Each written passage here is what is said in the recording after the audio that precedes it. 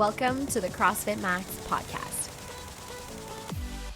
What is going on, everyone, and welcome back. We got a fun one today, but before we get into it, we have the MAXFIT course Ultimate Team Race retest happening on September 14th. I'm really excited. We did this race back in April earlier this year, and we're retesting this really soon. It is teams of 3. It's an epic event. It is a shared workout, so it allows people to really push each other and encourage each other while also working a little bit on the endurance side. So if you want to sign up, make sure you click the link down below. Again, teams of 3, any mix, male, female. You can sign up today. It'll be in the links down below, and get ready for a really fun event on September 14th. All right, let's get into it. All right, 3, 2, 1. We're in it. To win it. I got my lovely wifey back on for 2 weeks in a row. Oh, hi guys. Hi, honey. Hi, honey. Welcome back, team. Can we just pause for 2 seconds? Yeah. All right, interruption. Here we go. Let's just make sure this is recording properly. Play it back. All right, Susie. Tell them the banter topic. Tell them what happened last week when we recorded our episode. We are back. We had to pause and check we were recording because last week we recorded a banger of an episode. If you haven't listened, go back. Now's your chance. But we stopped recording, and then Podcastle, which is the service we record on and edit on, went blank. Blank, boom, white screen. And then it deleted forever. Well, it didn't delete forever. But we thought it deleted forever. We thought it deleted forever, and then it disappeared. The entire recording disappeared. We also had Nana and Papa babysitting Thomas, so we're on a little bit of a time crunch. So, we got stuck. We ended up calling Papa Miller to get on his computer from home, logging on to Podcastle, seeing if it was uploaded. Unfortunately, and it was gone. So then we had to redo the entire conversation, and just imagine having a full conversation with someone in its most authentic way, and then thinking to yourself, okay, I need to repeat a full 45 to 60 minute conversation with that same person. It just flows a little different the second time round. It's also just awkward. So that's what I meant. Anyways, we ended up recording the entire a full episode, and then finding out like an hour and maybe a half later, we ended up working with the software and digging up the file and finding our first one. But we did end up recording last week's episode twice, and it was really stressful because after we recorded the second one, the same thing happened and it deleted again. But at this point, baby T was with my parents, and he needed mommy's boobies. Yeah. So we actually literally had to be like, okay, well, we've now recorded this episode twice. It's deleted twice. We have nothing to show for all the hard work we've done, and we have to give up. And you know what's really sucky about that? At the time, it ended up being fine, so we're all good. But at the time, it really sucked because we have traveled across the world. We have had a baby. We have done all kinds of things, and we have never missed a week. There's always been an episode dropped since we started the podcast every single Wednesday. Oh. And we thought last week was going to have to be the first time ever that we were going to have to be like, guys, we tried. Mm-hmm. We recorded it twice and we failed. But luckily, like Brennan said, we ended up finding the original version, which was much more smooth and much better. So thank God for your ears. I was a little ragey in the second one. Yeah, Brandon was cranky, which is weird because typically in a relationship things go the opposite way. I'm the one to lose my cool way sooner. I was pissed because I felt like that episode was so good, and to have to redo it in a non-genuine, authentic way, 100%. But weird. I feel like because you were mad, I was like, oh, if I get mad too, we're totally effed. So I was like, okay, keep it cool, calm, and collected. But then after we lost the second one, I was like, burn the house, burn the gym down, burn the podcast studio down, kill everybody. It was not a pretty sight. Turned out to be usually about an hour of recording and then an hour of editing. It turned out to be 3 hours of recording. 3 hours and a half of recording and trying to retrieve files and trying to talk to Podcastle and trying to figure it out. But we don't quit. No. We found it. We got it. And guess what? You guys got to hear an awesome podcast with Susie last week, making her return. She's back for another week. Yeah. Don't get too used to it because we may have a guest soon. Ooh, I have a few guests in mind. But gonna have to reach out to them and plan this accordingly because I've been a little bit preoccupied. You are stuck with me this week again, folks. So buckle up. All right, we're talking.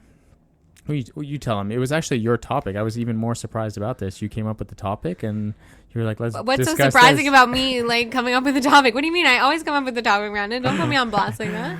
Usually about 5 minutes before the podcast, she's like, what are we talking about? Okay, click go. At the beginning, we're always like, should we brainstorm? Should we jot some things down? And it was I find never. our episodes are always so much better when we don't actually talk about the topic until we hit record, because then it's like that, like last week. It's like not authentic because you've kind of already had the conversation and you sort of know the other person, what they're going to say or like where they're going to take it. What their take is. And versus usually we just literally have like a rough topic in mind and then we're 3, 2, 1 record and we let the magic happen on the podcast for you. Yeah. Which is why sometimes it goes off in tangents that we didn't expect. Yeah. So I also feel like I rage on technology stuff. Anything that like when technology goes wrong, I just lose my freaking mind. Yeah. I feel like because you understand technology, so you know how to use it properly. So when it doesn't work, you get really mad. Whereas when technology goes wrong to me, I'm like, what did I do? You know, like I'm like, I must have done something stupid. I do not think that I'm like super tech savvy over here, but yeah. You're like the tech savvy one of our family. Like my mom literally, like Brendan is my mom's personal IT guy. Oh yeah. But I feel like when things go wrong, like no hate to my mom, but like it's definitely her fault. I can't wait to be like 20 years from now and little T. It's going to be like, oh, Dad, you're such an idiot. Just put the glasses on and walk around. What's so hard about it?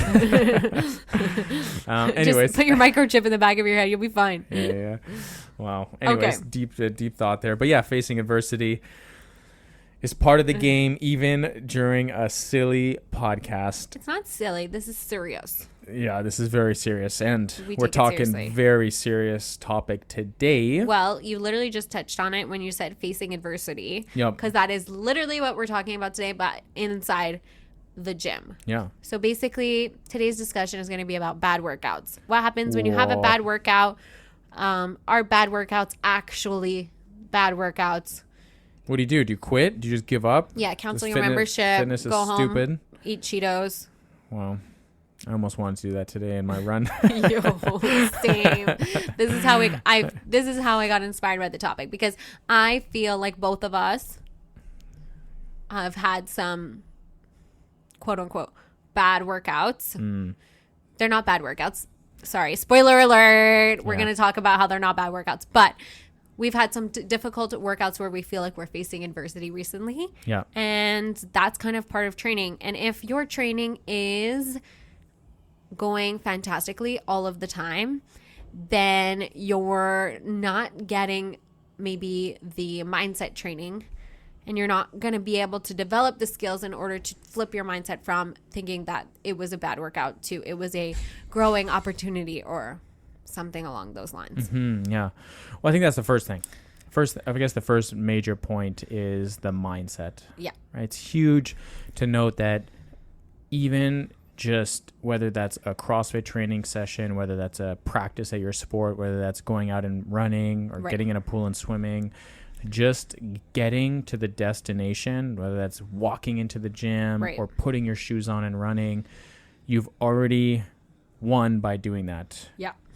So the mindset shouldn't be, hey, I need to hit a personal record. I need to smash that workout. I need to feel really good during, and I need to feel really good afterwards. Right. The mindset is, hey, like I've committed to this process and I just have to show up, and that is majority of the win right there. Right. So you can't have a bad workout. All workouts are good workouts if you show up. But not all workouts are made equal. Yes. Some days you show up to the gym, you're well rested, you're feeling fresh, you're excited, you're doing your favorite movements in the class, and you hit a PR and you feel like on top of the world. Yeah. Not every day is like that. No. And those days also wouldn't be as amazing or wouldn't feel as good if every workout was like that. Mm-hmm. The reason those sort of unicorns of days where you feel like you're crushing life are so special, because the reality is some days you feel like the workout is grinding you down and you feel maybe like you're not achieving your best, or you're feeling sluggish or tired or something like that, or you have like a little injury that's kind of bugging you, or in my case, like you're coming back to working out after taking like a long period of different stimulus, and so you're feeling maybe a little down on yourself in your sessions, and it's okay. Yeah, I'll give a personal example on my training session today, because I just kind of touched on it earlier. But last week, I'm 12 weeks into my 16-week half marathon program. Damn. So I've got 5 weeks until the actual race day comes. Mm-hmm. And last week I did my long run, and I'm someone that typically doesn't give in to pain. Usually I'll push through the pain, and I pushed it on my 18K just a little bit harder than I should have. And at the end, my knee kind of was a little bit tweaked at the end, so it was a little swelled up. Angry at you. A little angry, was pushing a little bit harder than maybe I should have. And so anyways, my knee kind of swelled up a little bit. Was been kind of favoring it the last few days. Friday, the day after, was pretty rough. It was even hard to just kind of walk on it. It was very uncomfortable. And then Saturday was fun. I got to hit an upper body session with the boys. That was really cool. And then Sunday I went for a 6K run, and it felt good. Or as Strava did me dirty, I did a 5.99 kilometer run. Oh, I saw that on Strava. I was like, ooh, damn. So Sunday was a nice chill run, and I could feel it a little bit, but it wasn't anything long. Again, for me, 6K is on the very short end of the program now. Yep. And so took Monday off. And I was feeling my knee before the run, and then I had like a pretty intense interval training, thanks Coach Allen. And it was like... That was today. That was today. That was this morning. Yeah. And I felt instantly within the first 2 or 3K that it was going to be a rough go at it. Right. It was a total of about 13, 14 kilometers, because there were some intervals in it. And just... towards the end, I just felt like I was favoring one side over the side that was kind of tweaked a little bit, and then I started feeling my other side, and then I was like, you know what, like I just have to cut this workout short. Yeah. And I finished with... That hurts your heart. Yeah, for sure. It was actually, I think it was the first workout out of 11 times 3, 36 workouts I've done so far in this running program, that I actually modified it because I didn't feel like quote unquote failed the workout. Yeah, exactly. Yeah. But we know that it's not a failure. Yeah. You just didn't complete it as prescribed. Exactly. Yeah. And I was, to be honest, fighting those demons from very early on. Should I just cut this in half? Should I just cut this out? Should I just call it here? And was that 100% because of your knee, or there was, you were just having an off day? Like, that's what your dad asked me before. I don't know if you heard him ask me that, but it's interesting you guys have that mindset. So I told him 30% low motivation, also because Thomas was a little asshole last night and woke us up like 3 or 4 times. When does it end with this freaking lack of sleep? Anyway, moving on. I think most parents will say never. So it was a rough night. Motivation was like maybe 30% of it, and I would say 70% of it was definitely my knee acting up and then me compensating on the other side. Yeah, and I'm sure your motivation was lower because you weren't feeling top shape. Exactly, yeah. So I was just beating myself up mentally, and I just kept telling myself, like, hey, like, come on, pick yourself up. Like, just get to this next interval. I had 3K intervals, 1K easy, where I was pushing at a pretty aggressive pace for that 3K. Right. I was going hard, and I just kept telling myself, like, don't think of the entire workout, like, don't think of the end, just focus on what you're doing in this interval. Smart. Focus on this interval, get to the next one. But it was starting to add up, and then there was a part of me that was like, are you gonna fail this workout? Like, you're failing this program. Are you even gonna be ready for this half marathon? Should you even do this? Like, I was questioning everything throughout this entire run. Hear that, folks? It happens to everyone. We all hit these moments of darkness or self-doubt or frustration. And a good part of that is like, I had a realization when I hit the 10K mark. I had one more K of like my hard interval. Right. And then I cut the workout shy by a few strides and just did a cool down 1 kilometer at the end. And Which in that, probably a good move. When I hit that 10K mark, I was like, hey, just finish this 1K hard, and you're not going to fail this workout, but you're going to learn from this process. And this is a part of the growing process that I showed up. I got the shoes on. I'm not feeling 100%. I didn't sleep really well, but I still got after it. And I'm still working on the routine of getting out there and running, and I'm still putting in some distance. So who cares if I didn't finish like the last, I think I missed 10 minutes of the strides at the end. Who cares if I didn't do that last 10 minutes? Because you could really hyper focus. You could think, that last 10 minutes, I didn't finish it. I didn't complete this whole workout. But it's like, wait, hold on a second. You've just been running for an hour and 15 minutes. Like, give yourself some props here. Like, if I would have told myself, hey, 12 weeks ago, you got to go out for this interval that's going to be accumulation of 12 kilometers, I would have said, no chance. There's no way. That will murder me. But I was able to, on a bad day, go out there and still hit my 12 kilometers and then feel mentally okay at the end, feel like beat myself up a bit, be like, damn, like it's unfortunate you couldn't do that. But hey, look at the positives. 12 weeks ago, that would have murdered you. There we go. That would have murdered you. Yep. Even 6 or 7 kilometers 12 weeks ago was really freaking hard. And but arguably... the difference, the main difference is that I've committed to the process from early on. So the mindset you need to have is just showing up to every training session and giving it whatever effort you have in the moment. In that one day has such major benefits on the long run.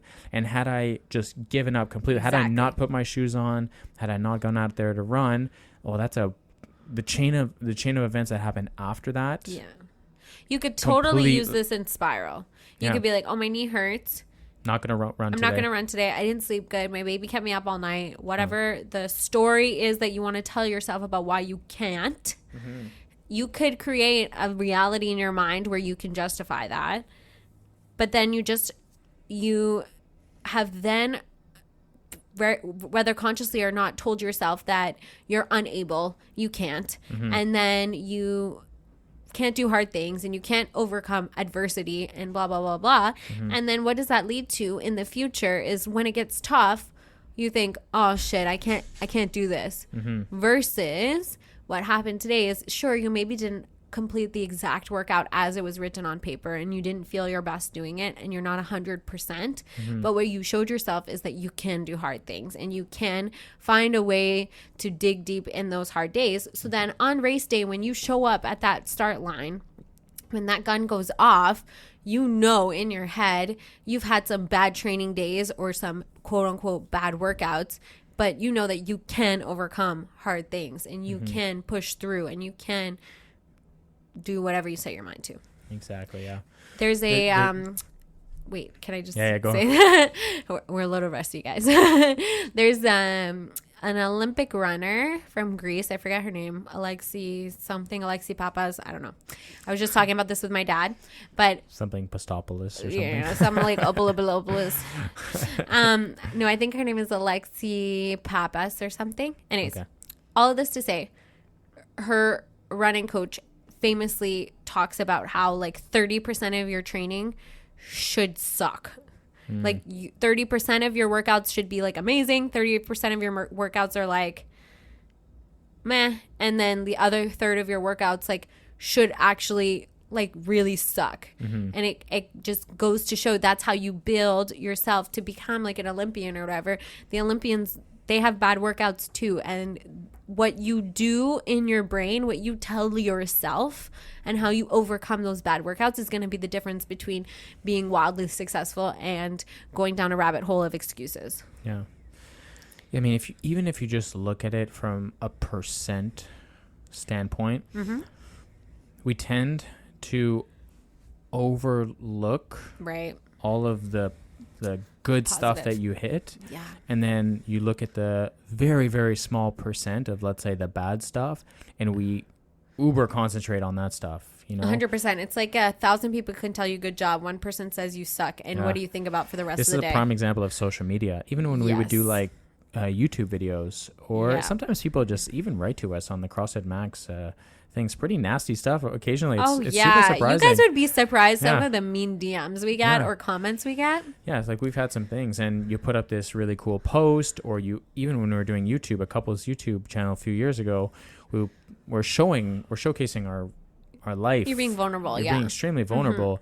And one person just slaps one mean comment in the thing, and it's so easy to just like hyper focus on that one nasty thing that, like, how dare that person say that? That's not what I meant. And or like they your didn't desire understand to like prove them wrong or whatever. Yeah. Or like your thought of like, should I even delete that comment? Like, it's kind of like this weird mindset. But anyways, if you look at my training session today, I put in 12K out of the 14 that I was supposed to do. Like, that's 12 kilometers done and 2 kilometers that I missed. Why are we going to cry over those 2 kilometers? Why are we not celebrating each kilometer that happened? Exactly. So we tend to hyper focus on the bad stuff when we overlook all the good stuff. And in CrossFit, showing up to the gym and just getting through the door is, I would say, 50% of the battle. 100%. Because there is a lot of external things that may happen: work, kids, life, friendships, partners, whatever that is. Things come up, added stress. If you can stick to your routine and you can show up, you've already done 50% of the work just by walking into the building. Anything more than that, it's already a win. Right? Anything more. Now, maybe you might put in a whole 12 weeks of training and a training block, and you potentially maybe don't PR on week 12. However, I would argue that probably what happened is you PR'd somewhere along the 12 weeks. Yeah. And then you got to the 12th week and maybe didn't PR, and someone's like, like, I'm not as strong, I'm not as fit. Or I had a conversation with someone the other day, and they were saying like, like, I don't feel like I'm getting stronger on my back squat. I was like, I'm not getting stronger on my back squat. It's been like 7-8 months. And I'm like, pull up your Wattify. Let me see your Wattify.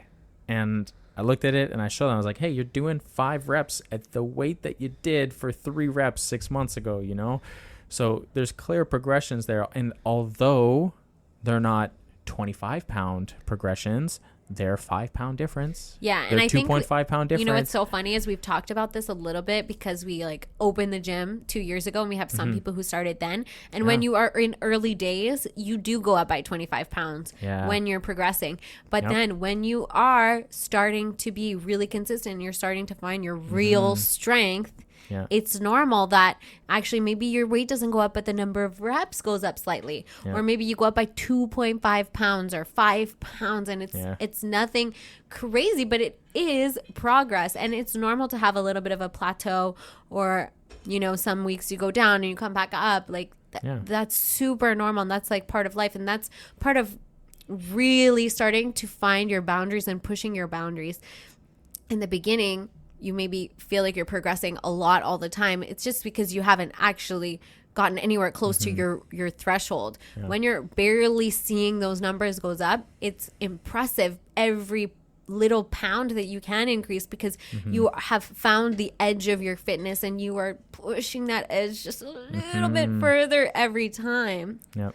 I mean, and the longer you do it, the more space there is in between each progression. Yeah. Well, see, currently I'm having like a little bit of this mindset struggle, because I feel like I'm comparing myself right now, 2.5 months postpartum, to pre-pregnant me. I'm like, I'm not pregnant anymore, so I can do toes to bar and I can do pull-ups now.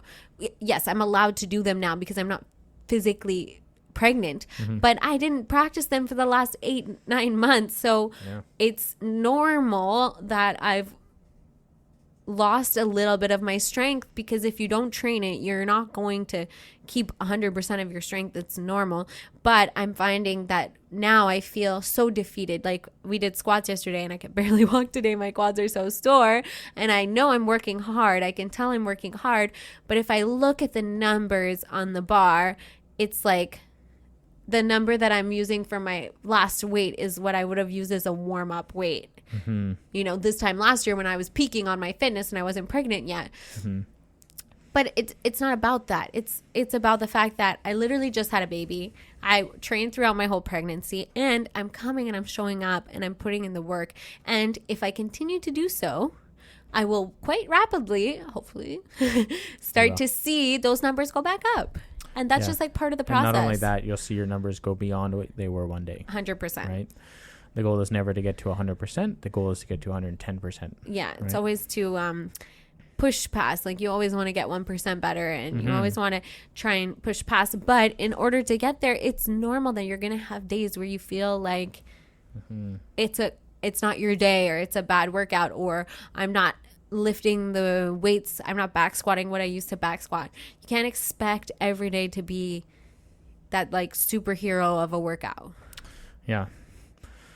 What makes superheroes of people, of athletes, of confident people who bring that confidence outside of the gym with them is the people who show up on the bad day and just do what they have, give what they have to give that day. Yeah. And that's what's going to make you a great athlete, but also a confident person. Agreed. So, number one, the mindset, you have to look at this as like a growth thing. It's not about the day in, day out. It's about the long-term gain. What you put in today is going to have a huge benefit in the long run, rather than just like, I know in the moment it's so easy to be like, I didn't hit that lift, or I didn't hit that workout the way I wanted to hit it, so I suck. Right. In which case I'm getting worse. What the heck? Right. You have to look at it in a long I got a great analogy, and you're going to freaking love this analogy because you're super into the stock market right now. Oh, yeah. Okay. Okay, but it's like investing your money. Yeah. If you look at the fluctuations on your investment every single investors day, out there, if you're looking at the fluctuation on your investment every single day, you're going to see that it peaks and valleys all the time. But if you start to zoom out and look on it on a more macro level, you're going to see that that line is trending upwards. And so if you get fixated on like, oh, my stock is down $2 today. Oh, I'm losing money. No, you're not. If you zoom out, you know, over time, how much money have you accumulated? Gone up $96, and what are you aiming to accumulate? You know, it's the long game, guys. Like we're working out not for the daily wins, but for the life of longevity. And the daily wins are fun. Enjoy them when they come, but when they're not there, don't kick yourself when you're down. Yeah. So first thing, mindset. Sorry. So first thing is just the mindset of just thinking of it in the long run. The second thing is just showing up, being there, being ultra consistent. If you show up and you're there, no matter how you're feeling, no matter what's going on in your body, no matter how life has hit you, I would definitely say that you just got to be consistent, and you've won 50% of the day just by showing up. 100%. Anything more than that, whatever you do after that, it's just adding towards that percentage here. The third thing I would also encourage you to do is that we do have good days. You know, there are some bad days, and, you know, typically we, like I said, tend to hyper focus on those bad days. For sure. But what I think people forget forget to realize is that you're not having a good day or a bad day by accident. Things typically happen. You didn't just wake up, go to the gym, eat the perfect meal, sleep the perfect amount. Stress in life is super low. You didn't just go to the gym and hit that PR back squat for no reason. Right. There was consistency in your training. You slept good, maybe.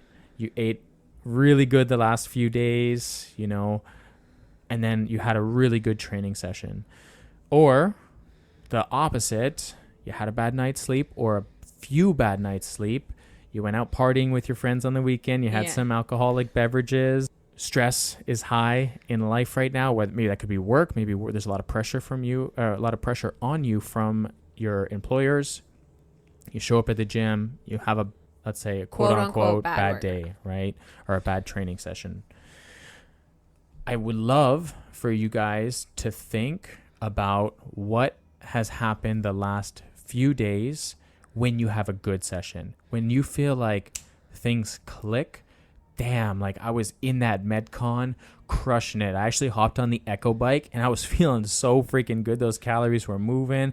I was able to cycle to the next station, and man, I crushed that 12-minute AMRAP, and I feel like I could have like went even faster or heavier. Right. And I felt like I just gave it my all, and I walked out of that gym and I felt like I was on cloud 9. I was killing it. Ask yourself and look back, okay, what happened the last 24 hours or even the last 72 hours? What were the things? What did I put into my system? What foods did I eat? Yeah. How did I drink enough water? Like, how much water was I consuming? How does sleep go? Oh, you know what? I was going to bed a little earlier the last few nights, and man, I was getting some good night sleeps, right? So consider that things typically, the way you're feeling especially, are typically not based on luck and by chance.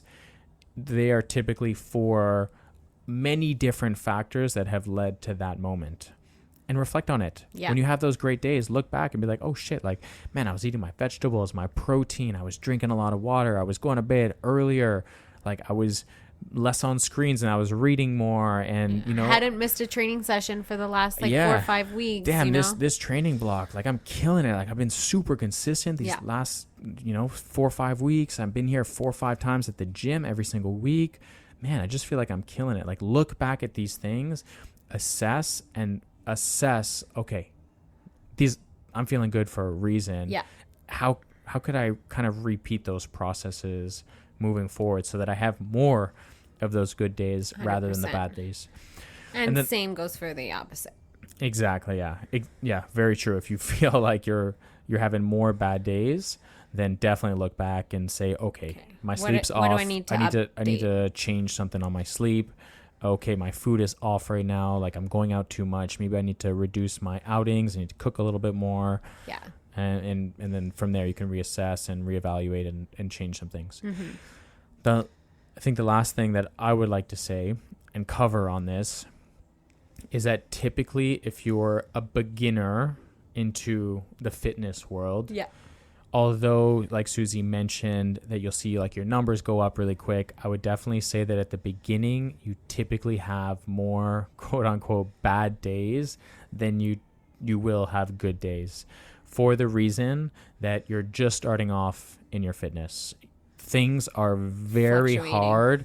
They fluctuate a lot. You're finding a new routine. You're doing movements that maybe you've never done or haven't done in a long time. You're using muscles you've never used before. You're going to be more sore. There's going to be more thoughts of, oh, should I even go to the gym? Or should I skip today? Or, oh, I trained really hard this week, so let me enjoy this weekend. Let me get some pizza on Friday. Let me go out and get some drinks on Saturday. You just trash the weekend, and then Monday comes. You also don't have this same, like when you're early in your fitness journey, you haven't banked enough consistency to trust the process yet. Mm-hmm.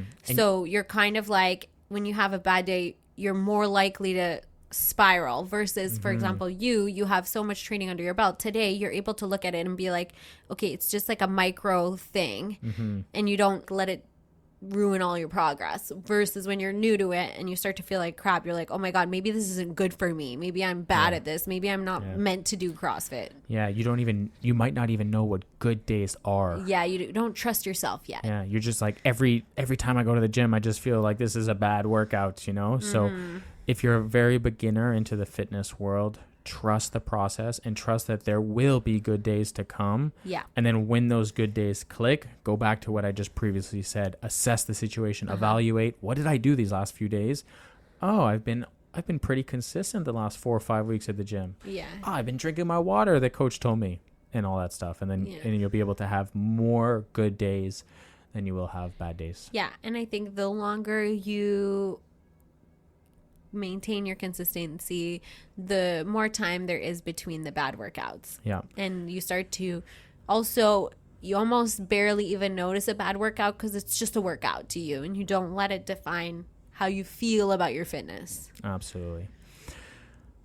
Client of the week pew, pew, pew, pew, pew, pew, pew, pew, pew. is someone who is newer at CrossFit Max, and I just coached her at the 12 p.m. class, and I feel that she has really turned it up a notch, and she has been ultra consistent. I don't know how long she's been here, but maybe the last month-ish. Okay.